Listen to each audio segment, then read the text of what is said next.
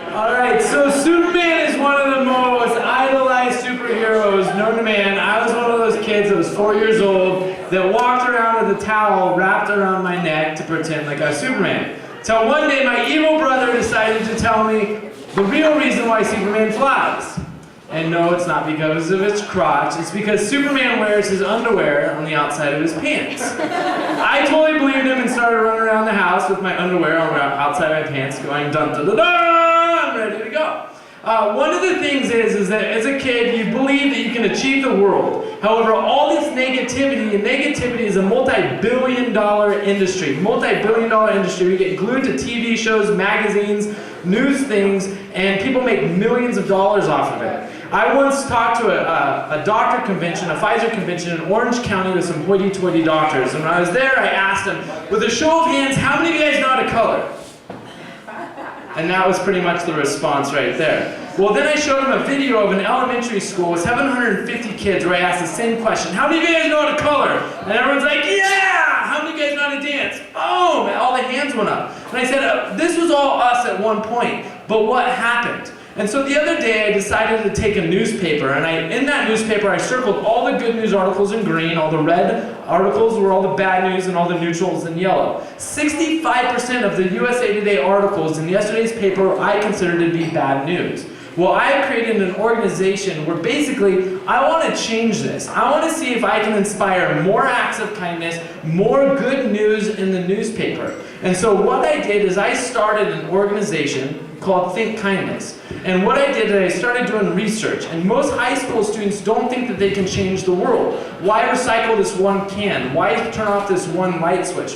Why vote? Why do all these one simple things in the grand scheme of things? Can they really make a difference? And so that's the goal of the Think Kindness organization, is I've created this nonprofit where we inspire people around the world to make a massive difference through simple, random acts of kindness. And so, what high school students do is we've actually challenged them to make a massive difference in the world within 15 days. This challenge has actually happened in the city of Reno. Sparks High School is taking it on tomorrow. Demonte Ranch and Reno High School have taken it on. And each school has worked their butts off to see if they can truly make a difference in 15 days. Over 45 schools across the country has taken on the same challenge, and we're giving away an award of the kindest school in the United States. And each school truly realizes that each student is an individual in and of themselves. However, when all of them add up all their simple things, whether it's donating this one can or this one pair of shoes, when added up, it truly makes a substantial difference.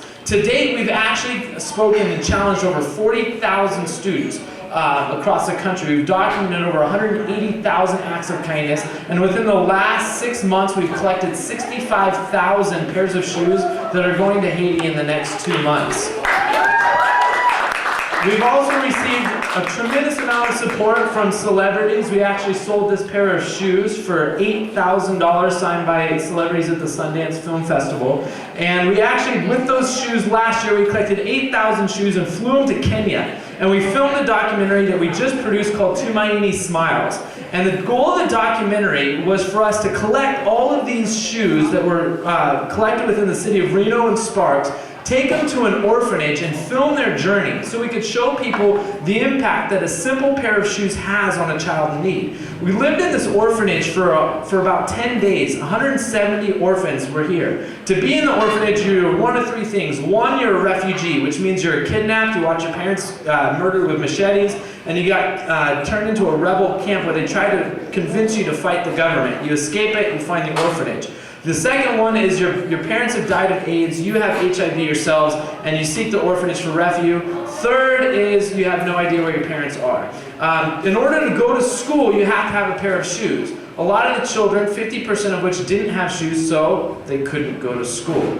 We ended up bringing over thousands of pairs of shoes to this orphanage and gave them a 5-year supply. Again, we filmed the journey, we filmed the stories, and we lived with the kids to see what the impact that a simple pair of shoes has. One of them, when I showed him a pair of shoes, and I gotta skip that story, we started an organization called Donate a Latte, or not an organization, a cause, where you can donate $5 a month, which guarantees one pair of shoes to a child in need. It funds 40 school challenges, 1 global act of kindness, and also 5 local community acts of kindness. And that's a wrap. Thank you, Brandon.